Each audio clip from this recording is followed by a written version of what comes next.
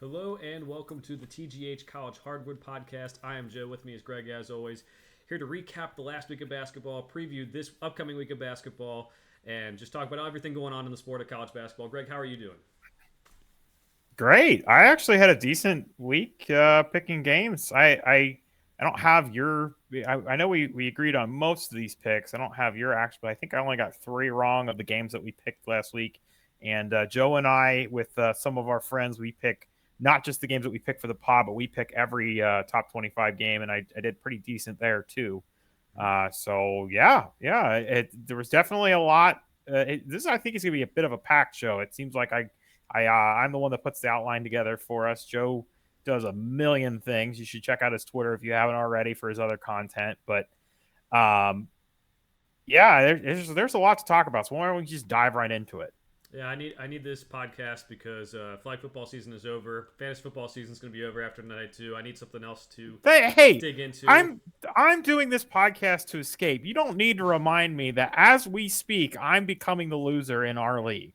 I didn't need that reminder. Anything's possible. Some of us need to make the playoffs every year. I won the league last year, and I need this. I love that college basketball is picking up and podcast is picking up too. It'll give us more time to do it and see how things go the rest of the way. Let's go over some of the opening stuff that Greg has here. Dylan Harper commits to Rutgers. Rutgers now has two of the top three recruits in the 2024 college basketball class. They are going to be a force to be reckoned with. I know a lot of Rutgers fans on other podcasts, Mark Titus to be specific. His producer TJ is a Rutgers guy. Has said they've already given up on this year. They're looking forward to next year where they can win a national championship. And even the fact that they can jokingly made that statement is a whole different world for Rutgers basketball, Greg. Yeah, I was someone just made a joke to me. It was actually my boss at work today. I was talking about, he made some comment about, well, we can't recruit like Rutgers, jokingly, tongue in cheek, because it's like, when was the last time this happened? And of course, we've got the familial relation here. That's of course one of the factors that played into this commitment. Dylan Harper being of the Harper family. If you're not familiar, there's Ron Harper, and then Ron Harper Jr. already played there. So that definitely has something to do with it. I personally don't know a lot about how the other recruit, Ace Bailey and Harper, I don't know. I don't follow grassroots basketball a lot, Joe. I don't know if these players were familiar with each other. If you want to speak to that, go ahead. I have no idea. Somehow they've got the second and third recruit in the class. Of course, there was stuff that played into that. I've been looking to see. I'm not expecting team rankings to update overnight, but the last I saw, 247 had Rutgers at third, which I have to imagine is their best class ever. I'm not seeing a ton of. It seems like when you search rankings, the first thing that pops up is player rankings, and it's like pulling teeth to get team rankings. Yeah, it's going to be their best class ever. I definitely, since computers started putting out these rankings, and probably ever even before this, Rutgers basketball has their guy Steve Peichel pounding nails, as John Rothstein would say, and they could be a force to be reckoned with next year. They got the New Jersey kids, they can get New York City kids, and it's a kind of a landscape where New York City kids, like, you can either go north in the state to go to Syracuse, you can now go to St. John's with Rick Pitino, but like, talking about those programs right now, I mean, Rutgers might be better than both those programs where they are right now. So that's something to consider. I'm excited to see what they can do next year, and if they can put something together that's a little bit better than what they have in the last several years, which has still been pretty good for Rutgers basketball. Next thing we have to talk about before we get into our recap, we have Bronny gets his debut in a loss. USC loses to Long Beach State. LeBron James himself was in attendance cheering him on. We like to see Bronny get cleared to play. It had a nice chase down block that was reminiscent of his father in the playoffs, and there was a lot of tweets about blocked by James going on there, the Mike Breen call. It's good to see him play, and as we said about with USC last week, Greg, they have a lot to figure out, and I think the whole college basketball world kind of wants to see them be relevant, wants to see them make the tournament. Right now, that's probably in doubt, the way that they've kind of started the season. I know the NCAA March Madness Instagram posted 10 times about Bronny James making his debut. I'm okay with it for now. We'll see if it gets too much, but we want to see LeBron James go into an NCAA tournament game if his schedule allows. We want to see Bronny do well. We want to see Isaiah Collier playing these big games, and hopefully Bronny can keep on getting better and better as the season goes on. Yeah, Joe, I think you hit the nail on the head, and I guess that's good because we're talking about Steve Peichel. But um, the college basketball world is yearning for a team like this to be relevant. Sometimes we deal with this where some of these players they don't turn out to be what they're supposed to be. So I know people say that no matter who goes to overtime elite or who goes to G League Ignite, we always end up with stories, and then we get Isaiah Collier, the number one player in the class, and we get Bronny James on the same team. We've got Boogie Ellis on the team. We want to see this team be relevant.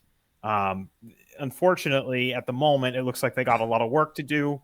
And even this game was Pac-12 Network. There was no way for us to, and that's even if you wanted to watch it for just to see the miracle that is Bronny James playing basketball, you couldn't unless you have the Pac-12 network, which I know a lot of people here. I just spoke to someone that told me they have it. I can't even remember. I think it was someone at work or something. I was like, you got to get me on whatever plan you're on. But we have YouTube TV, which I love because it's unlimited DVR and I can record a lot of these games that I want to go back to that so I don't just have to watch them live. We used to have Hulu TV and that it was like the limit was like 4 hours. It's like two basketball games that I could have. Forget that. So yeah, no, we want this team to be relevant. I know off the top of my head, they have a game coming up. I don't think we're picking any of their games this week. No, we are. They have Auburn coming up. I believe that's a Sunday game, but I know they have someone else on their non-conference schedule. So it looks like they have one or two more opportunities, and there should be some decent games that they have in the Pac-12. So we're not writing them off just yet, especially knowing the talent is on that roster. But they got some work to do. Yeah, I'll add one thing to that was not on the outline just to talk about real quick, Greg. We could obviously there's games we can get through pretty quickly, so this won't be too long of a podcast to keep everyone's time for 2 hours or something. But speaking of the LA market, we had Nick Cronin making some pretty weird comments after that Villanova game too. Not something we're going to talk about. We're not going to talk about the game, but saying, oh, we can't rebound. And they could rebound. Eric Dixon isn't the most athletic on Villanova. And Burton, he played 4 years at Richmond. What are you doing talking down to these guys? Like, you saying that Eric Dixon isn't athletic. He's probably going to be playing in the NBA next year, one. But number two, Burton playing at Richmond for 4 years. Why are we looking down on that? Who cares? Like, if you want to say that your team should have rebounded better, just say what your team should have rebounded better. It's classless by him, and I do have a distaste for him as he was a UC basketball coach. But at the same time, I've respected what he's done at UCLA, and I just thought that was pretty weird. Pretty weird to kind of call out other teams' players like that. What do you think? Yeah, Joe, sometimes we see, and I've my wife and we like to watch Big Brother. We like to watch Survivor, a lot of these reality TV shows. I think sometimes these people just forget that everything they do and say, like at some point, maybe Mick Cronin has just had a microphone in front of himself so many times or been in front of a camera so many times. Maybe you just forget, excuse me, that everything you say is put under a microscope, especially he's in a big market like LA. Maybe you get away with that in a quote unquote, air quotes here for those of you who are listening, a smaller market if he's still at UC, but in one of the, three, four, arguably, I guess, one of the top two markets, even though our sport, as much as we love it, isn't one of the biggest. You say something like that, especially about one of those teams from Philly, I mean, you're gonna get comments all over Twitter. So but again, I just think sometimes you almost just forget that literally everything you say is recorded, and especially in today's day and age, we don't have to beat the dead horse that it all goes on social media. It's all there forever. It's all recorded. So, but yeah, I'm with you on that, Joe. Yeah, I mean, if people make mistakes, if he owns up and apologizes, I'll accept. But it's not against me, but I'll accept it as a fan of college basketball and move on. It just seemed really weird to do that. And since we were talking about the LA market, I thought I'd bring that up because it was a weird storyline from the week, and we'll see if UCLA is able to kind of rebound in their season as well. We'll get to our picked games results now. We're going to start it off. Last Tuesday, we had the Jimmy V Classic. We had Florida Atlantic and Illinois. Illinois wins this one 98-89. Had a really big second half where they scored 59 points. We had Damask had 33 points, the transfer from Southern Illinois. We had, Terrence Shannon was really impressing NBA scouts. There's a lot of NBA scouts at this event. Saw a lot of tweets about how he was doing well, getting to the basket and playing aggressively. I thought Coleman Hawkins had a pretty good game as well, just from a kind of watching the game, seeing him improve from last year is really huge. And it wasn't like Florida Atlantic played too poorly. There were some kind of weird decisions about playing which players what times, but overall, I think it was just one of those games we could be seeing, second, third round of the NCAA tournament when it comes to. Yeah, you already mentioned, and for those of you that maybe haven't checked out it's still worth listening to our preseason pod. Joe mentioned Terrence Shannon in our preseason pod and talking about how good this guy is. Man, I tell you what, he absorbs contact like water to a sponge. How many times in this game did he drive in and absorb the contact and still put the ball up off the backboard? I'm actually getting ready to pull up the box score just to see how many. But regardless of the box score, just I had that noted several times, and I put on our Twitter I can't even remember what meme I used, but it's just every time that he drove to the basket, it it was just he would take the contact and it wasn't even there. I'm not really worried about this game for FAU. I'm glad they're playing a good out of conference game like this. Sitting at 18th and 17th in the net right now, still in pretty good shape. This is one of those games that it's not really a it's kind of a win-win situation because it's going to be one of those moral victories or good losses. However, I know you said what term you prefer to use, but this is not a bad loss for FAU. In fact, I thought they played pretty well, just like you said. They just got outplayed by a team who I think I personally underestimated coming into the season. I don't think I realized how good Illinois was going to be. Terrence Shannon has been better than what I thought he was going to be, even, and that's a lot to say, but I still just continue to be impressed with Marcus Domask. I know he laid a little bit of a stinker in their game later this weekend, but everybody's going to have one of those. So yeah, I think this Illinois team that's a good quality win for them, and not really much to worry about on the FAU side. Haven't really had any laid any eggs since that Bryant game. Yeah, Damask and Shannon together went 25 of 35 from the floor. You're going to win a lot of games if they're able to do that. I will say for Illinois, the thing I'm kind of concerned about, don't have a true point guard. Think that could come down to maybe a team with a good point guard can take advantage of that. And for Florida Atlantic, my concern is Golden got in foul trouble. Mentioned that they kind of played guys differently. He scored 23 points in 19 minutes. He had only 4 rebounds, but he had a huge game. They just couldn't keep him on the floor because of foul trouble. So that, and obviously their depth too. They're a smaller school, and yes, they had a lot of guys returning. Just something to watch out for. But with how crazy college basketball has been, those are minor concerns based on some other teams we've talked about earlier this year with their concerns. We just talked about USC and how they got to get things on track. We've talked about Duke all year. Those concerns for these two teams are actually way less of a threat than even what Duke and maybe even Arkansas threats are to the team. Next one up in the Jimmy V Classic, we had the UNC going up against UConn. UConn gets the win here, something we kind of expected, but Greg, I kind of walked away from this game impressed with both teams. We know we don't like to play the moral victory card here for any expense or anything, but UConn has looked like one of the best teams in the country. Their only loss being at Allen Fieldhouse, so that looks like a very strong team. And from everything that we've heard from UConn basketball is that they figured it out. They know they're going to be good this year. That the hangover from last year won't be there. And they played well. Castle came back. He only had 3 points. That's still okay. And I came away impressed with Elliot Cadeau as well. I mean, he didn't have his best game, only 7 points, but had 5 assists too. They look like a team, North Carolina, that can make the tournament, which is a statement after last year. They look like they could be as high as a top 4 or 5 seed. There might be a little bit highly ranked right now for how good I think they will be, but very good game. And I think good for both teams to play the game and get this experience, but man, is UConn good this year. Yeah, touch on the Carolina side first. They look like they're in UConn's league, and that's I'm playing that off based on how good we know UConn is. So that's definitely a step up for them. Harrison Ingram looks like he's flourishing coming out there. Armando Bacot is what he is. RJ Davis looks great. Elliot Cadeau looks great. They've got a few pieces off their bench I'd like to see get working a little bit. We saw a little bit of Seth Trimble last year. I've heard about is it Jalen Washington? I feel like I heard about him a little bit. Withers, I believe, is the transfer from Louisville. I think that's the only thing I can critique from this team. I don't know. So they've lost twice now. What's off the top of my head? What was their other loss? I don't have their. I know it was another. It was another one of these games where they played somebody really good. I don't have their schedule in front of me. But if you want to take a peek at that, and let everybody know.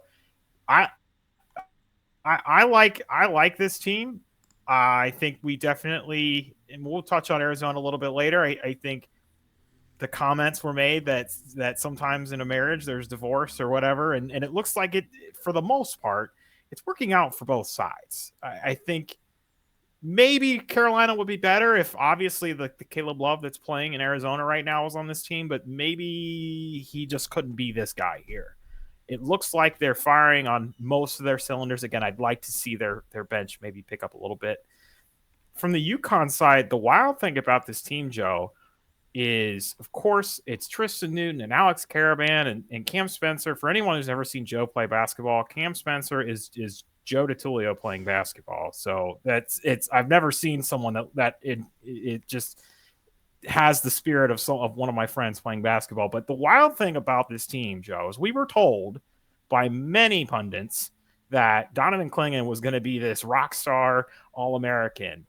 And we're sitting here and they're 8-1, or what, I can't even remember if they played another game after this, but they're rolling. I mean, they are dominating teams, and he's not even one of their best three players right now. Mm-hmm. I mean, this, and this is with Stephon Castle being hurt for a little while. So you got to like this team to have a chance to be, at this point, maybe repeat as national champions. They got to be in that top 5 conversation right now. They have to be favorites to make the Final Four. And that is not where I had them coming in. I just didn't know what to think of this team coming in. So they're definitely off to a good start. Yeah, the other loss for UNC, Greg, was to your Villanova Wildcat pick of the Battle for Atlantis. That's right. So maybe I said it was a good team, so I was wrong. Yeah, well, yeah, they're up and down. They're great in the Bahamas, so that's how it goes. But yeah, I think the 100% of national champions since 2004 have been ranked in the top 12 of this week's AP poll. So, Greg, we mentioned Kentucky's a national contender. Cross them off your list. They're 14th. But look at UConn at 5. I mean, they could be it. I don't really believe in this stuff very much, but it's just interesting to see. And UConn has put themselves in a good spot to be a national champion contender again. I'll take the Cam Spencer stuff. I thought that he's obviously a funny player and played pretty well. But yeah, got into it a little bit with Armando Bacot. They got into it a little bit on the court. It just gives that game a little extra spice. Right. We obviously don't want to see any fights, but we like spicy games. Oh yeah, I like the trash talk. I think he showed out in that game and deserved to talk a little bit of trash and have some fun. And again, UConn, if they really do have it figured out, if Hurley has it figured out how to get back-to-back championships with the roster looking, not totally different, but pretty different than last year, that's awesome for them. I mean, hard for me to pick a team twice in a row, but I think this might be a team I'm penciling into my Final Four, and that's crazy to think about based on what I thought about in preseason. I did a complete 180. I thought they were overranked and overrated, and was right on some regards because, as you said, some of their players haven't lived up to the hype yet, and they're still this good. That's crazy. The next game we're going to talk about, we found out Oklahoma is not to be messed with this year. It kind of came out of nowhere this season. They beat Providence in the Big East Big 12 battle, 72-51. This was a game I thought Providence was going to win. Greg, I know you did too. But Oklahoma has 4 of their starters go in double figures. Bryce Hopkins doesn't have his best game either. And it's just a weird game to me because Oklahoma is this school that just came out of nowhere this season, and they deserve a lot of credit. Porter Moser deserves a lot of credit putting this team together. Yeah, Joe, this has to be, if not my top surprise of the year, this has to be top 3. I didn't have this team anywhere on my radar of being good. I probably, if you'd asked me at the beginning of the season, of course, we do our preseason research, but I don't know how many players I could have named that were on the roster. Yeah, just full honesty there. And now they're looking like and is it weird, Joe, that I am just still sitting here even with this result? I mean, I think we both like Providence. I know they've had a couple of chances to get some good wins now and haven't come through, but I still like Providence. I just am still having trouble with this Oklahoma team. I don't know what it is. I don't know if it's just because I am just clinging to that preseason bias that I have in my head. That just this team was not on my radar, so I'm just not believing it until I see it. But I mean, Joe, now they've got wins over a Providence team that we know what they are. They've got a home win over Arkansas that they got just a couple days ago. I don't even know if we have on our slate, but definitely want to mention it while we're talking about this Oklahoma team. They beat Iowa. They beat USC at a neutral, and they've pretty much killed their bye game schedule.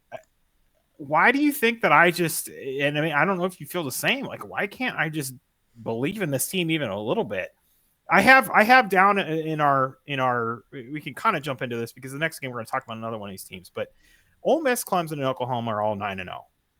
And for some reason, Oklahoma is that team that I just like. I'm just having trouble. I think it's because Ole Miss. Okay, I see. Okay, there's Chris Beard. Like, I don't care what players are there. We don't need to get into his personal stuff, but there's just some form of belief in Chris Beard. Clemson has just, it seems to me like they've got some pieces I like. We're obviously both hesitant with Brad Brownell, but the ACC is a weak schedule. Maybe that's what it is, Joe. Maybe it's just, I know Oklahoma's about to go into this Big 12 schedule, and I heard a stat today on another podcast that it's like since 2014, no Big 12 team has missed the tournament after going 500 or better in conference. And I don't think that's a given, even for a team that's going in possibly undefeated into the Big 12 schedule. I'm with you. I think this is a team that when we do our research for this year, I don't remember Oklahoma having any first team all Big 12 players, second team all Big 12 player. I'll double check my own, just make sure I didn't have one in there. But you do this research, there's nothing. So these players have come out of nowhere. Porter Moser has kind of gotten this team, I think, probably picked to finish near the bottom of the Big 12 to play really well. But you're right, there's still like the thing in the back of your head of like they weren't ranked very high preseason. No one was talking about them. They have to go into the Big 12 and play a bunch of good teams every single night. Could one injury throw things off? There's a lot of questions when you have a team that kind of comes out of nowhere. The only way they're going to really solidify themselves is getting some big Big 12 wins in the earliest part of the schedule. I'm with you. I think Ole Miss, I can see it more. Clemson, I could see it more. And Oklahoma has a tougher road ahead, but going 9-0 to start's a really good spot to be in. Porter Moser deserves that credit for that. Next game up, Greg, we have the Clemson Tigers beating South Carolina 72-67. Michi Johnson, as we talked about last week's podcast, 26 points. Really hope that they can figure things out for him. I don't think it was a bad performance by South Carolina. It was a rivalry game. They kept it pretty close for most of the game. PJ Hall had 14 points and had 8 rebounds. They had all 5 starters in double figures, and that's what they're going to have to do. The bench will be able to jump in and help out a little bit, but they have so much talent on this starting roster that we've talked about. They could do some damage in the ACC. We talked, it's a little bit more wide open than you might expect out behind maybe UNC now. Yeah, I think the other thing for me, I think you've hit every nail on the head with Clemson. I really don't have anything to add to that, but South Carolina is another one of those teams that almost kind of in that Oklahoma sort of weird. It's just that I just didn't have them on my radar, and maybe it's just me being stubborn. I'm having trouble believing in them, but they looked like they hung a rivalry game on the road. They looked like a team that I would not want to play in come conference play. They got a couple guys on this team. I know you love saying Michi. We've already covered that when we talked last time. But there's a couple guys on this team that just are fun to watch, and they look like they belonged in this game. This is kind of that opposite of that Creighton, Nebraska, and I'm only making that comparison because that was also an in-state rivalry game, and we kind of saw, all right, maybe Nebraska's not quite what we thought they were. And apples to oranges when we're talking about Creighton and Clemson, but still, this is a rivalry game. These things are heated, and South Carolina look like they belong. So good for Lamont Paris out there. Looks like he's got something going at that school. Only been there, 2-3 years now? Mm-hmm.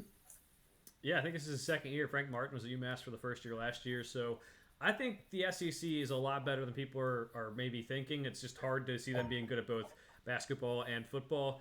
But you look at up and down this league, and maybe there has been some teams who have underperformed, whether you want to look at like Alabama or Arkansas, but they have big wins themselves too already. So it's going to be fun. I think the SEC will be fun. And South Carolina, if they can throw their name in there after G.G. Jackson last year, like great player, but they were kind of a worse team when he was on the court. I don't. Maybe they get something going. Maybe that is addition by subtraction moving forward. Next game up, we have Marquette beating Texas. They won by 21 points, 86-65. Now this was, as Greg says, the Shaka Showdown. It is the Shaka Smart revenge game. Tyler Kolek had made some comments about how he wanted to win this for Shaka Smart. Shaka Smart's like, oh, I don't care about it. But Tyler Kolek said, no, you do care about it, and we're going to win this game. And he had 28 points, 8 rebounds, and 6 assists. What this does for me, Greg, I think it's more so, solidifies Marquette as being a national contender. The Shaka Smart stuff, I'm just going to have to get over at some point in the tournament. But maybe this is the year he does get over the hump. And for Texas, it really puts in some doubts here because you lose by 21. And then you already have that game against Louisville, which was kind of a stinker. You have 2 losses on the season. You got the Big 12 season coming up. Can you get everything right? Can you figure everything out? That's what we're going to have to figure out in the next couple of weeks here. Yeah, Texas is definitely a team that I'm going to have a closer eye on because I think it's kind of the opposite, the antithesis of what I'm doing with your Oklahoma and South Carolina. It's like, well, it's Texas, and I kind of know a lot of the roster, and I like what's there, so I'm just going to assume they're good until they prove otherwise. Well, they haven't lost any bad games, but they also haven't won any good ones either. So lost to Connecticut, lost to Marquette, and they pretty much ran through their bye game schedule. But they had that close game that we remember with Louisville, and that is a Max Asmus shot away from this team. I mean, the complexion on this team would be completely different if he misses that shot.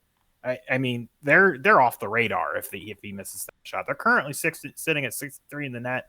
I'm not worried about it from a standpoint of making the tournament, as in, are they going to have a chance to? Because as we already talked about with Oklahoma, they're in the Big 12. There's going to be tons of quad 1, quad 2 opportunities. They're going to be there.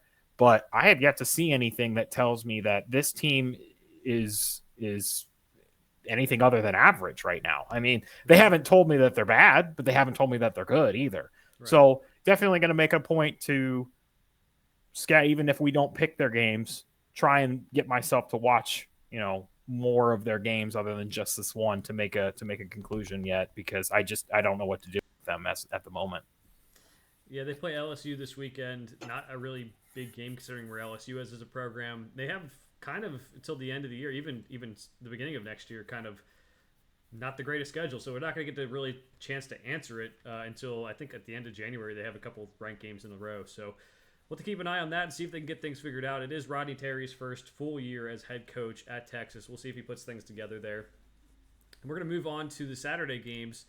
We have Illinois and Tennessee to start things off. We talked about this being the first big CBS game of the season. Tennessee beats Illinois 86-79. This was, again, I like both these teams a lot, Greg. I think both these teams could end up being Final Four teams despite their rankings right now being 20 and 17 last week and this week being a little bit different. But you're right. I think what happened in this game was Tennessee turned up the defense. Illinois did not shoot the ball well. You talked about Damascus being 2 of 11. Coleman Hawkins was 4 of 13. Terrence Shannon was 5 of 16. Not going to win many games doing that. And their offense, they have Dalton Knecht scoring 21 points. They had all 5 starters in double figures. So if they get the offense going like that, they could win a national championship. As much as it pains me to say that, it's just the offense is there with Knecht, and the defense was able to find themselves. They had some rough games, but I don't think Rick Barnes will let that defense stay bad. Yeah, Joe, if you were to look at this game in a vacuum, like without any context, and just see number 17 Tennessee, beats number 20 Illinois, you'd be like, all right, two average teams. No, I think both of these teams are good. When you look at the context and see Tennessee got their losses at Maui, it starts to make a little bit more sense. You and I both are very high on this Tennessee team. We both love Dalton Knecht, and thankfully, I know he's had a few ankle scares in games. Zakai Ziegler looks like he's getting back. Gainey looks like he's kind of faded a little bit. I really liked what I saw from him early in the season. I watched their scrimmage. I really liked his ability to score, and it just seems like for whatever reason, he's maybe kind of faded to the background. Maybe that's just with Zakai Ziegler stepping back in. There's just only one basketball to go around. I like that their big guys are going to. This is a good team. This is not a bad loss for Illinois. Marcus Damas didn't have a great game. 2 for 11 from the field, 0 for 5 from 3. That's definitely going to make a difference in a 7-point game. I mean, there's nothing else to it. You got a couple players that have a bad game, and that's okay. It's college basketball. Again, we're talking about 18 to I guess now 25-year-olds. They're going to have a bad game here or there, but again, still a decent showing for Tennessee in a game. This was I didn't actually get to watch this game live. We have my wife and I have UD season tickets. Their game was at 12:30. This game was at 12. So um, this game was in Knoxville, correct? Yes. Okay, so that's not a bad loss. We've already talked about we talked about Illinois after that. I mean, I of course if you're an Illinois fan and you could pick and choose, you like which win would you rather have, the Tennessee win or the FAU win? You'd probably pick beating Tennessee, but splitting the games this week, not it nothing to shake to drop your head at. It's a good week for Illinois. I think so too. They're going to rebound and be just fine, especially with the Big Ten showing some vulnerability early. You could see them still being a very big contender in the Big Ten this year. Next game up features a Big Ten team as we're talking about the Big Ten, but it's on the other side of things, or at least on a non-positive note, I should say, not on the other side of things. Arizona beats Wisconsin 98-73, ran right through them. My guy, Caleb Love, who I'm stuck defending against Greg, had 20 points and 7 rebounds, playing well on the defensive side of the ball, too. I really like how this team is constructed. 5 starters, all in double figures. They got to play a lot of their backups more than they usually do as well because of the blowout. Wisconsin, not going to say it's not going to freak out about this team, I should say. It wasn't the greatest game. They're going to be a team that maybe gets like a 5 seed in the tournament. No one wants to play just because of their play style. And now even having a guy like AJ Storr that brings something different to the table too, I think could really help them too. But Arizona's number 1. They should be number 1. They look like a wagon right now. Yeah, I was hoping we could just skip talking about this game because this is not a good game for me to have to talk about because I picked Wisconsin I just thought maybe their playing style would make Arizona uncomfortable, kind of like what you talked about. And I have to admit that what I projected on Caleb Love was absolutely wrong. He is flourishing in Arizona. And maybe it's just this is what he needed because his not just his actual totals and averages, but his efficiency numbers are through the roof. Joe and I texted this week a little bit. Joe, I don't even think I pointed out, but his defensive numbers are even fantastic compared to what they were. He looks great, and it just kind of makes you happy when you see, obviously he was the kind of the butt of a lot of jokes, and of course he had great games, but I think his when he laid eggs, those he took a lot of the heat for that team, that Carolina team that obviously didn't make the tournament. And now he just looks great. So of course Carolina looks great too. So again, just kind of already said it looks like it worked out good for both teams. But Goodwood for Arizona, they really do look like one of the top 3 teams in the country. They got to be up there. I mean, right now, you want to say, I know Tennessee's 17th, whatever. I don't have today's AP poll in front of me, but Arizona, Purdue, Tennessee, maybe Kansas, those are my front runners right now. It's very fair. I will say there are people who are saying that Caleb Love still isn't good because he's shooting 41% from the field. Overall, sometimes people don't realize guards specifically don't always shoot above 50% from the field. That's not how it works. Like if you're a guard, and especially playing in big games like Arizona has played this year, it's not going to happen, especially for a guy like Caleb Love, who is a little bit of a chucker, but he's shooting 30% from 3. That's still not great, but he's playing more in a system, and a lot of times these advanced metrics don't take into account the situation. So it's something you got to kind of use a little bit of both analytics, but also use what's going on behind the scenes. I'm glad he found his fit. I know I've talked about this a lot, but I think it's a great fit for him and this Arizona team. They have different guards who can do different things, and that makes me excited because there's going to be games where he goes, 1 for 5 shooting if they get him to stop shooting the ball, and it's a bad game, or 1 for 7 shooting and everything. But Boswell will have a good game, and just in a different way. And sometimes they're going to need someone to go get them an isolation bucket, and Caleb Love's going to come through. So I'm very big on this Arizona team. Again, another team just like UConn that I was not high on to start the season. I did not think they were very good. But now after seeing them in action, I just kind of like what they all bring to the table.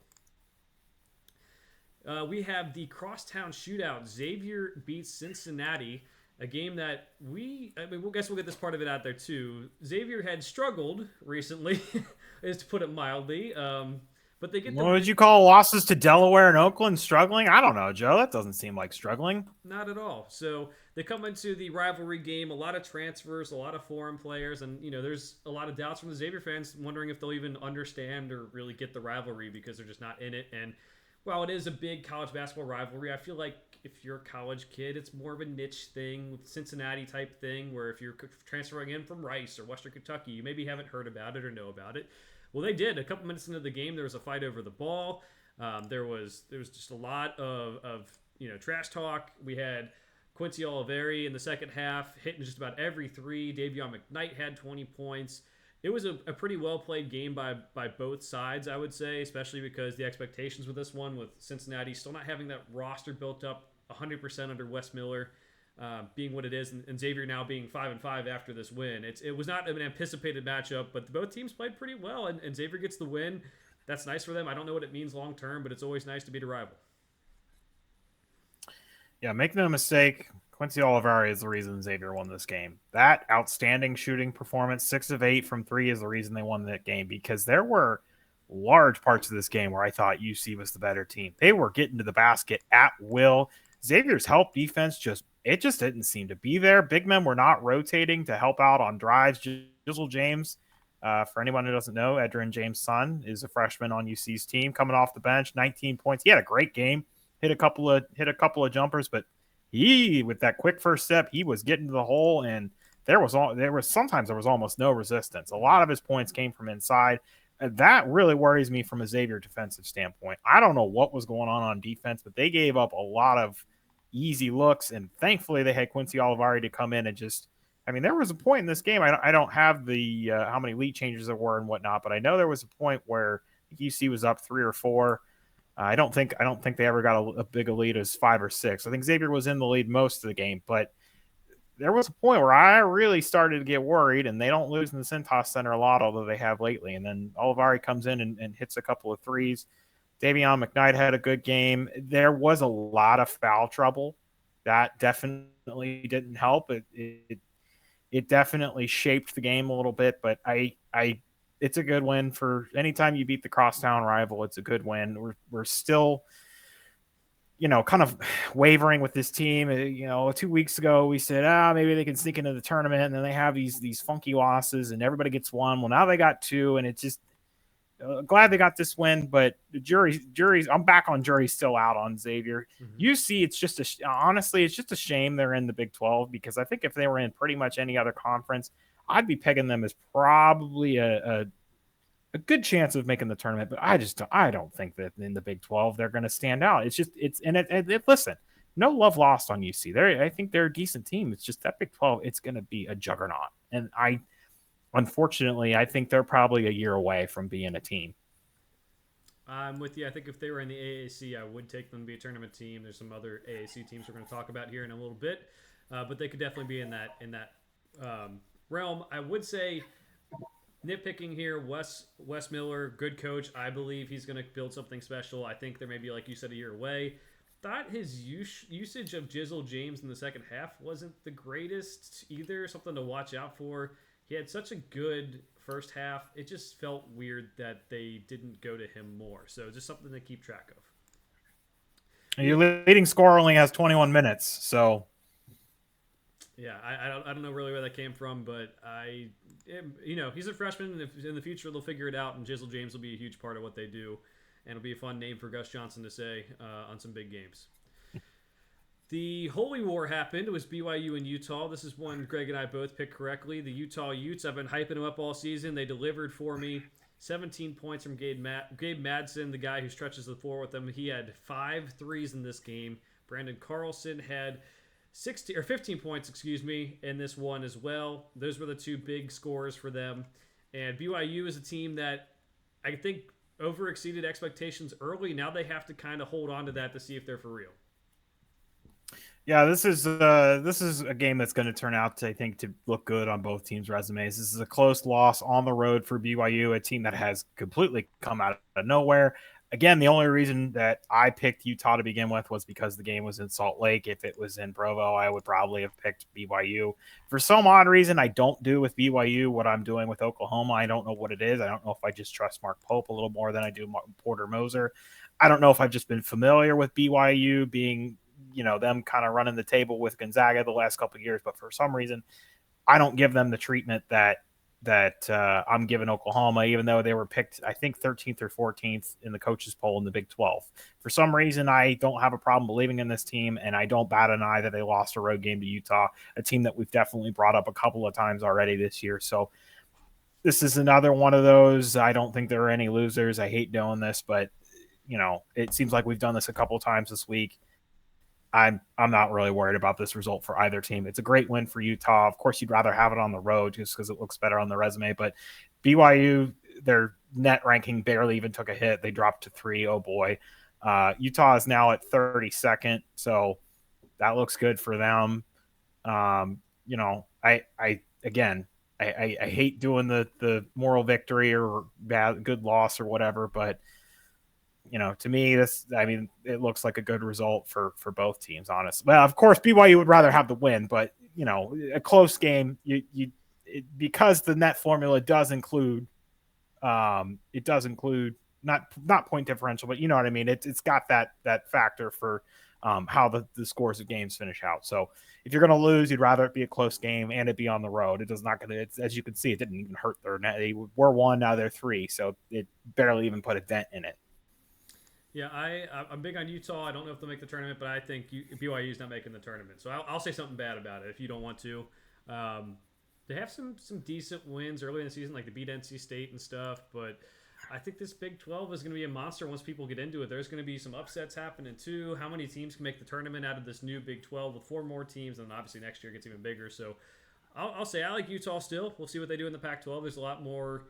If you flipped conferences for both teams, maybe things are different for me. Maybe like if BYU's in the Pac-12, that could be different. But I just think it's gonna be hard to come by wins. Yeah, Joe, I you know what, reevaluating it, I'm just giving a gut reaction here, but you're right. I mean, if these two teams were in different conferences, we would probably be making the exact opposite valuation. And this is nothing bad to say, but I know you said it's bad to say about BYU, but we're really saying more about the Big 12 than about BYU. Yeah, true. All right, we'll get to the last pick game recap. We have Gonzaga falling to Washington. They lose by 5. It was an interesting game here. The Kentucky transfers. Keon Brooks has 17 points. Severe Wheeler has 16 points. And Greg, the thing we said really couldn't happen for Gonzaga to be competitive happened. They had Dusty Stromer have 0 points. So if you have a guard have a bad game, they had a little bit of foul trouble here and there. They had 3 different guys with 4 fouls. That's going to lead to you losing games even against teams you should beat. So the concerns with, the Gonzaga looks like they could be as fluid at times as anyone in the country, but with that depth being what it is scary to pick them in the tournament this year. I'm sticking by that. I might say it every week of the whole year until I guess probably not going to talk about it too much once WCC play starts, but it scares the heck out of me, and it came to fruition here. I think if they had a deeper team, they'd probably win this game. No, you're right, Joe. One guy has an off game, and that's all it took. There are other 5 main guys that play a lot of minutes, all in double figures. I know Braden Huff didn't really play very much. I don't know if he's hampered or what's going on with him. He only played 4 minutes in the game, and I know he's been a double figure scorer a couple times, but one guy, granted, it's a pretty big goose egg when it's actually 0 points. If that's the difference, then you're right. It's weird because we still got 5 guys in double figures, and you usually like to see that. But when there's nothing else, when, like you said, there's nothing outside of that core that they have, there's a little bit to worry about. And they could still be a good team, but everybody's got to be kicking. They got to stay healthy. It's not a bad loss. One if they're in a power conference, we might look at this a little lighter. I think it's going to hurt them, unfortunately, just because, especially with BYU leaving the WCC, there's just not going to be a lot of opportunities for them to get good wins. Their seeding is probably going to be majority focused on what they do in the non-conference. And a game like this is probably one you want to have. You don't need to have it. They're not in danger of missing the tournament. They're not going to be that Gonzaga that we've seen in the past. And we kind of said that looking at this roster. they're not going to be 32-3. They're not that team this year. It would be surprising if they ended up in the Final Four. Absolutely. Can they do it? Yeah. I mean, if all these guys are kicking and all of them are healthy, but just like you pointed out, one guy has an off night, it's hard to win a game with 6 players. It's real hard. We've said that good rotation depth is probably about 7, 8 guys. 7's a little thin. 8, 9 is maybe pushing it. So and they're definitely at 6 right now. I don't, I know he's gotten in a little bit here and there. Like I said, Huff's been I know he had a couple of double-digit games this year, but it seems like he's inconsistent too. So yeah, glad they got Nemhard, but man, it just one guy has an off night and they're done. Yeah, I hate to say it because I'm not like rooting for an injury or anything here, and that's not what I guess I'm implying. But like, if they have one of their 3 starting guards go down between Stromer, Hickman, and Emhard, I think the season's over. Like you're talking about a team that probably won't win a game in the tournament. It'll take a huge effort because they'll be playing guys out of position at that point. They don't have the depth. It's just so scary with this team. I know they had Steel Venters as well, and he got hurt. But I was about to bring that up. That is something we have to touch on. When we're thinking, man, like this team is like a piece or two away. Well, Steel Venters out for the season. we have some guys transfer too. I mean, it's just I feel like in the transfer portal era, they should have been able to get more guards in, even if it was getting guys from smaller colleges and just saying, "Hey, we need depth. You want to play at a bigger school, and here you go." So, definitely still concerned about Gonzaga and a team that I will probably not be picking to go far. I mean, it's like I feel like it's fool's gold, right? Like you watch them play and it's so pretty sometimes, but it just I can't get myself to take them. So, something to watch out here. Washington gets a big win for Mike Hopkins, and we'll see how they do heading into Pac-12 play in the next couple of weeks here. We already mentioned after some notable results, we had Delaware beating Xavier. We did not talk about Grand Canyon beating San Diego State. It was interesting. Grand Canyon got to host this game. They have one of the better home court advantages in college basketball. A wild student section, a newer school, and they got San Diego State to travel to them. That's not something that normally happens with bigger conference teams. Not that Mountain West is that big, but still, it doesn't happen with even bigger conference teams going down. They get the win 79-73. Ledee still has a pretty good game, 24 points, 10 rebounds. But I think I think a lot has to be said about that environment, Greg. Yeah, I believe the only Division I for-profit school, Joe. Off the top of my head, I know they are. I know that was they made a big deal about that when they moved up to Division I. There's been a ton talked about this student section and what an environment it's like. So I guess if you live out west or you're making a road trip out west and they're playing a game, it is worth the money to stop in, because if there's one school that I've heard everyone talk about, a school that you, I guess, wouldn't think could be a sports town or whatever, you know what I mean? Just like it's this school that's newer to Division I. You got to make a stop at this place. So, well, Joe and I will throw it on our bucket list. Maybe we'll get the game house to pay for our flights and stuff. We'll have to talk to Rob Haynes about that. See if that's in the budget. But this is actually, believe it or not, Joe, this is a quad 1 loss for San Diego State. Grand Canyon's 38th in the net right now. So here's the thing about San Diego State. I think this is one of those teams that we saw in the national championship last year. Obviously, there's been quite a bit of roster turnover. We lost Matt Bradley, and this team is a team that keys in on defense, and he was one of their best scorers last year. One of the only really he was a one-gear guy looking at offense, and now it's just like it almost feels like the team's maybe lost some identity, and then okay, well, here comes Jaden Ledee to bring that back to them. But they've never really been, every San Diego State team that I can think of, they've never been like big guy centric. And maybe I'm forgetting somebody, but it's always been a forward or a guard or something like that. I don't know, and maybe I'm just getting anecdotal here, and it doesn't mean anything, but they've got a loss to BYU, who I think is good. You don't think they're going to make the tournament. I agree. When we look at that in context, okay, yeah, Big 12, that loss is probably going to look worse come later in the year. But are we worried about San Diego State not making the tournament? They're in the Mountain West. There's going to be some opportunities. So right now, looking at their schedule, they lost to BYU, they lost to Grand Canyon. They've got some quad 2 wins. They beat Washington, UC Irvine, and St. Mary's. Well, UC Irvine, I know you've talked about them a little bit. St. Mary's, we don't need to get into that. We actually will talk about them a little bit, but I don't know. Is it time to worry? I'm worried about them constantly. They're a team that if they get to the tournament this year, again, another team I'm not picking to go very far. You're right, it's post centric.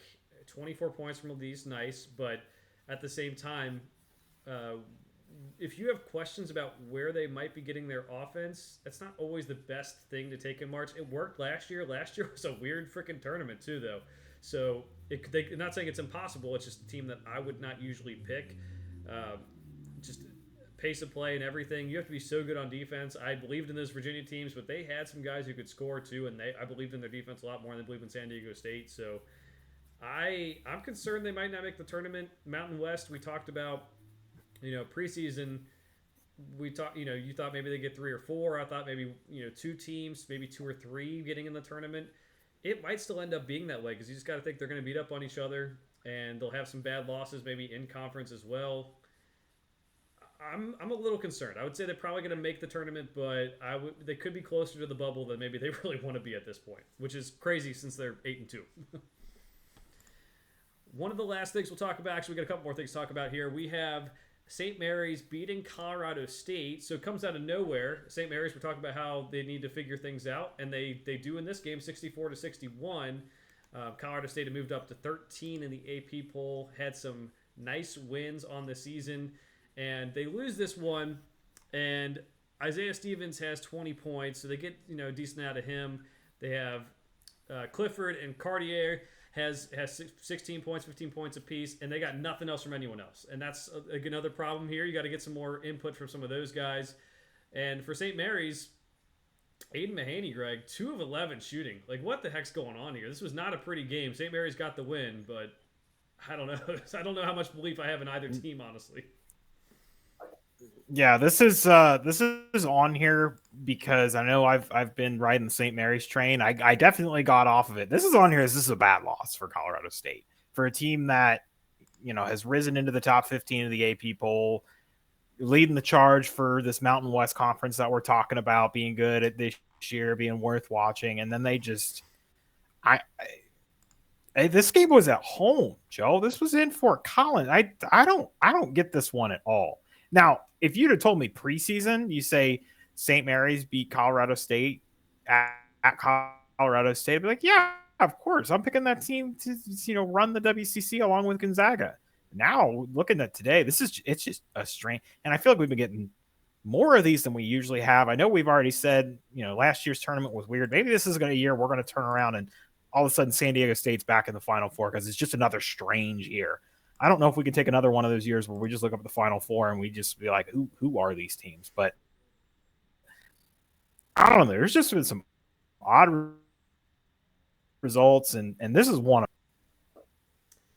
Yeah, I'm with you on that. I don't know what to make of it. I don't know if Colorado State's overrated, if St. Mary's just found their rhythm, even though they didn't get a good game from their best player. It's confusing. We're going to have a lot more odd results going on, and the only thing we'll tell is just time moving forward. Whether that will be solved.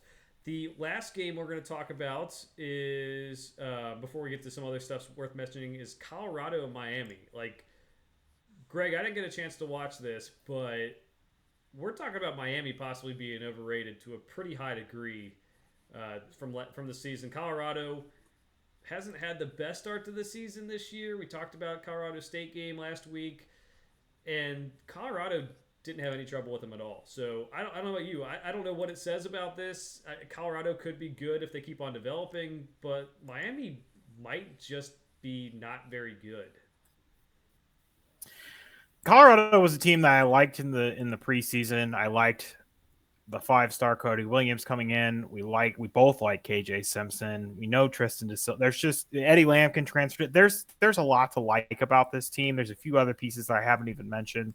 I thought they would be a little bit better than they are. This game is a result that makes me feel more like they're becoming a team that I thought they would be. I definitely didn't think they'd be a top 15 team or anything like that, but thought it was worth including them in a preseason top 25, having them as a back end team, a team to keep an eye on.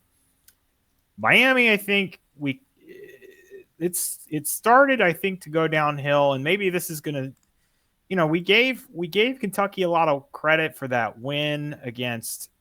They blew out Miami. Well, now Colorado's blown out Miami too. So Miami's best win on their docket right now is Kansas State and a neutral site. And like that's fine.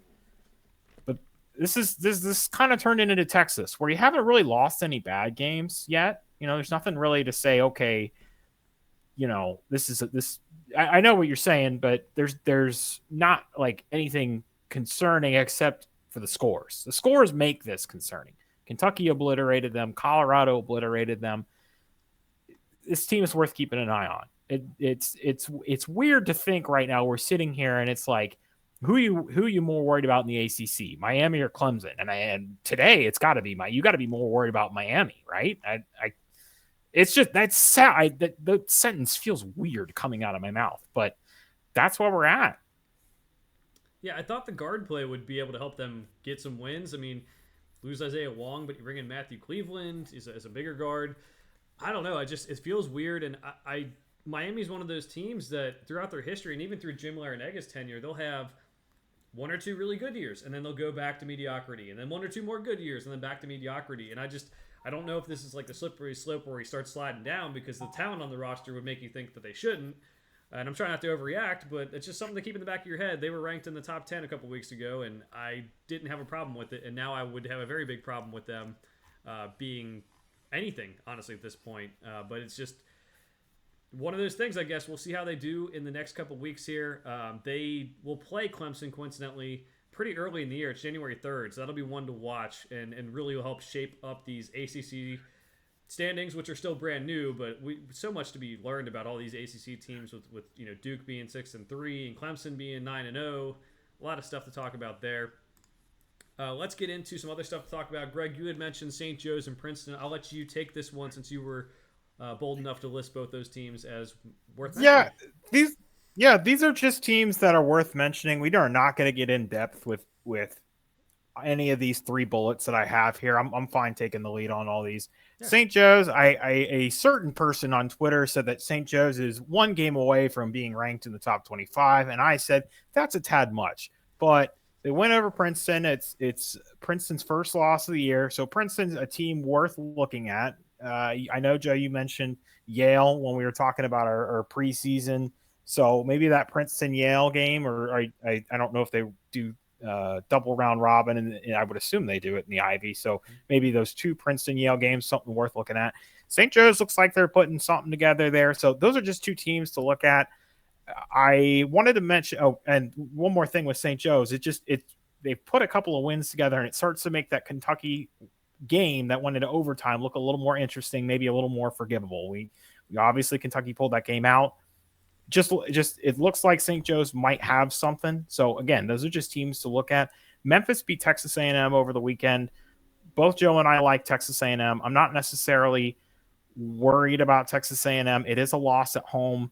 Memphis just they got some weird results. They lost to Villanova. They lost to Ole Miss, who Ole Miss is also undefeated, but they beat Michigan, Missouri, VCU. They also beat Arkansas. Memphis is just a team worth looking at.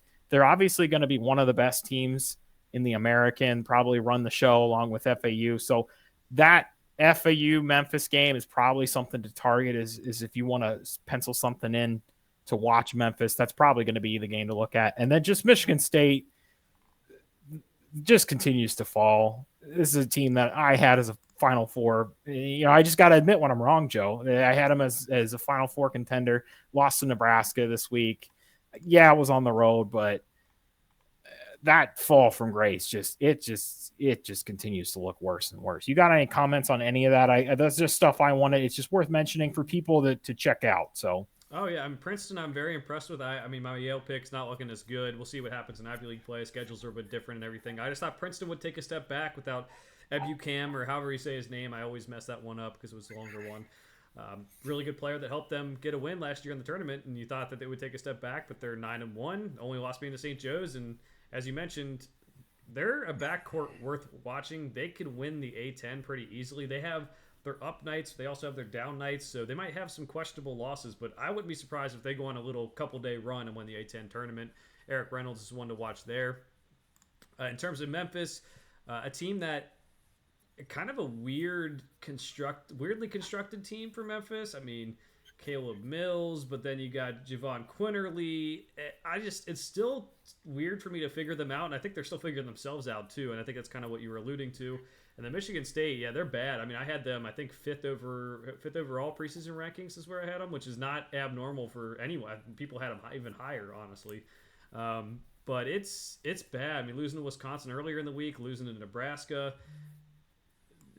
I don't think there's a path for this team to make the tournament, which is crazy to say based on how much they brought back. Like, it's how many games do you have to win in the Big Ten realistically to make the tournament now? Do you have to win 15 to 20 games? 13, 14? I mean, what would you say, Greg? I was going to say I was going to say you probably at least got to go like 12-6, and some of those 12 games they got to be, or they play 20 game schedule now. I think you're right. I think I overestimated the number. I think so. It can't just be like where if it was the Big 12, we just say really probably any collection of 12 wins. It's got to be 12-6, probably with a few select. I mean, if this team goes 14-4 in the Big Ten, it's going to be hard to keep them out. But I don't think we're projecting that with what this team is right now. It actually is 20. I just counted on their schedule, so they're 0-2 to start. they might have to go 15-3 the rest of the way to make the tournament, and that does not include the fact that they still have 4 non-conference games left, one of them being Baylor this weekend. So definitely worth noting, and just understanding, I guess, the loss to James Madison's, like we talked about, understandable losses. That's understandable now. They're undefeated. Coincidentally, James Madison is the number 1 scoring offense in the country and still undefeated. Could go undefeated the whole year. They lost to Duke. We'll see how understandable that is with Duke kind of still being in flux. Lost to Arizona. Lost to Wisconsin. Then you get to Nebraska, and that's kind of the one that's not really acceptable unless Nebraska really pulls something rabbit out of their hat. So I'm with you. I don't know what the future is for this team. Tyson Walker can score. I just don't know where they get the other points. Every game just kind of shifts and is not consistent at all. They need someone else to step up on a more consistent basis. All right, let's get to our picks for the week. Now, remember, this is finals week for a lot of schools, so there's actually not that many games going on. Most teams have like one game. There's one game going on as we're speaking on Monday night. It is Gonzaga just whooping Mississippi Valley State, getting all the frustrations from that loss out on. They're winning 62-30 as we're talking. We do have them playing a little bit later this week. They're playing on the 15th, 10 p.m. in Seattle, UConn and Gonzaga. Every game we're picking is Friday, Saturday, Sunday. There is really nothing early on. So if you're needing a break, I don't know why you'd already need a break, but you're going to get it. There's really not a lot to watch. So if there's a game you got recorded like me, and you maybe want to go back and watch one of these games we talked about, you haven't had a chance to, this is the week to do it. But the Saturday slate's pretty loaded. The Friday and Saturday slate's pretty loaded. UConn, Gonzaga, This is a 2-ranked team matchup, so that's why it's here. But I do not see any reason to pick Gonzaga. I am picking UConn unless you're saying, I know there's that NFL stat about East Coast teams traveling west. If you want to say that maybe affects them, there's just nothing I'm seeing here that tells me that Gonzaga stands a chance. And Joe, I would have to imagine you're going to agree with me on this one. Oh yeah, UConn big time. I can't actually pull up my picks from this week, so I might contradict myself from the website to these picks. But I'm gonna do my best to stay within rhythm here. UConn for me been the best. I think the most impressive team to me, them in Arizona this whole year. Gonzaga, the issues with the depth, could easily see them winning this game, just having a good one of those beautiful performances they have. But Greg, to your point, also besides that, UConn winning, the fact that you have 3 or 4 days. If you have, I say this on the NFL podcast all the time, if you have a significant other, you take these next 3 days and you do something nice for them, because you don't want to have it get to March and be like, oh, you haven't spent any time with me. We haven't done this in a while. Yes, it's a couple months away. I get that. Do make it grand, a grand gesture for the next 3-4 days, and make sure that your significant other remembers it, because you don't want to be like the Thursday of March Madness and be tied into something you don't want to do. So in the meantime, that's what you can do. UConn gets the win here. Greg, will move on to Saturday. Saturday actually does have a lot of good matchups worth talking about. It's one of the better Saturdays of college basketball this season already, obviously. Let's get started with the Texas A&M Houston game. This one's at Houston. I'm gonna pick Houston. I like how fluid this team is, especially on defense. I think they got plenty of weapons. I don't dislike Texas A&M. This game is at Houston. I don't think if it was at Texas A&M, I don't think it would sway me. I just like more of what I've seen from Houston this year. I'm gonna go with Houston. I'm sticking with Texas A&M. I'm high on them. I know they've taken some losses down the stretch, but let's be honest. This is Houston's first really big test. They played in that event earlier in the year, and they have the win against Utah. I do like them. I just don't love them. They beat Dayton, who again played pretty well this season, but still not an over the top win. They played at Xavier. They played them close. It wasn't impressive considering what Xavier has lost to at home. I'll go Texas A&M. They have had some injuries this year. Let's see if they can get it done on the road. I just think I'll take that guard play with Wade Taylor. One of the best games of the whole season. We have Arizona and Purdue.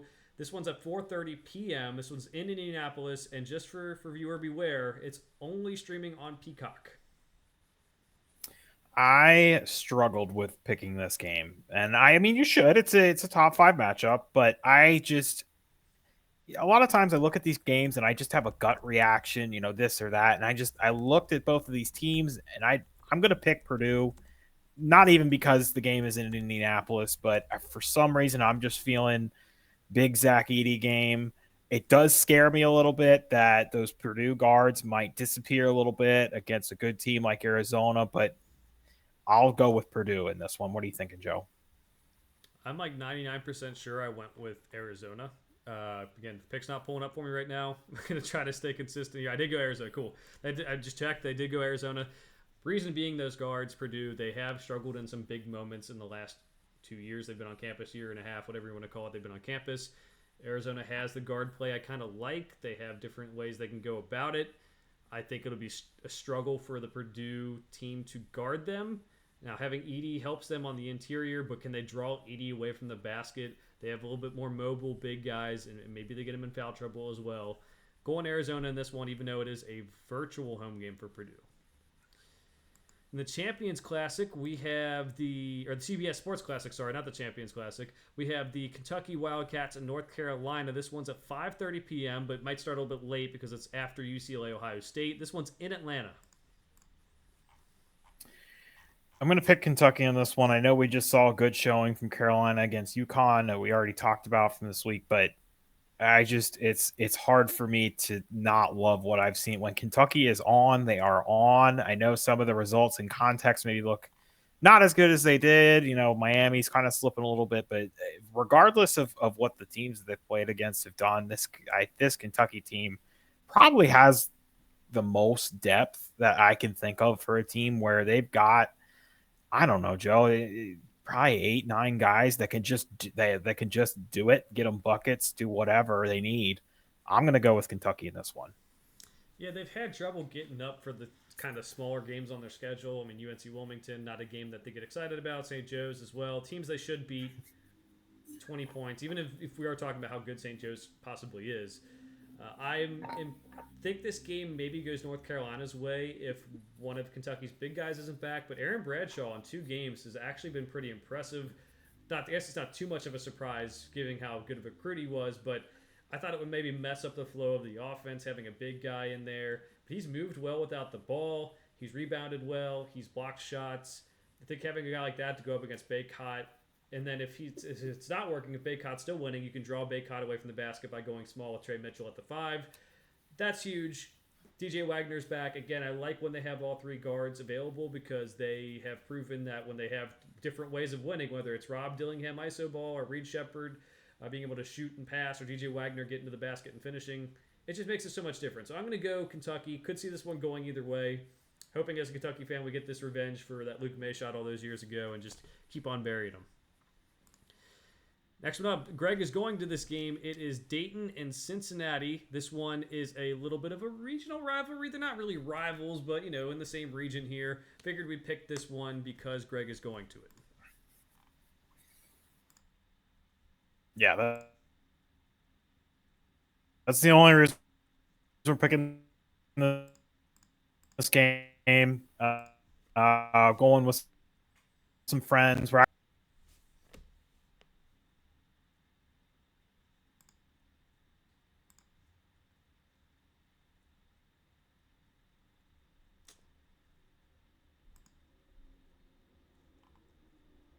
All right, I think we lost Greg on here. So we'll keep on moving on. I will take Dayton in this one. I know Greg took Cincinnati. I guess he cut out a little bit. We'll try to get him back here in a second. I'm taking Dayton. I think I've been very impressed with them this season. Santos has been pretty good. Just overall, I think Cincinnati hasn't really been tested other than that Xavier game. I think it could be something that could give them trouble down the line.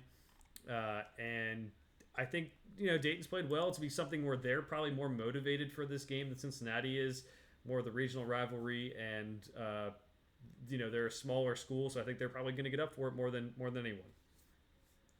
All right, the last game we'll pick, USC and Auburn. This one is on Sunday, 1 p.m. at Auburn. Greg, do we still have you? All right, still no audio from Greg. I will give his pick, and then we'll wrap it up because we're already at the end. Greg is taking Auburn. I believe I have the same. I'm going to go Auburn as well. I'm impressed with their backcourt. They've had a bad loss to Appalachian State, but USC trying to figure themselves out and go on the road and win this game on the road is going to be tough. Sorry for the technical difficulties. Don't know exactly what went on there. I don't see Greg on... I do see him on the thing we're streaming to. I don't see him on the platform we're streaming from, which is weird. Any final thoughts, Greg? Oh, wait. Can't say it. There we go. I'm not trying to remind everyone, like and subscribe wherever you get your podcasts on YouTube. It helps us out as we go along. We'll take that feedback and get better. Hopefully fix some technical issues as we go along as well. For now, thanks for watching. We'll see you guys next time.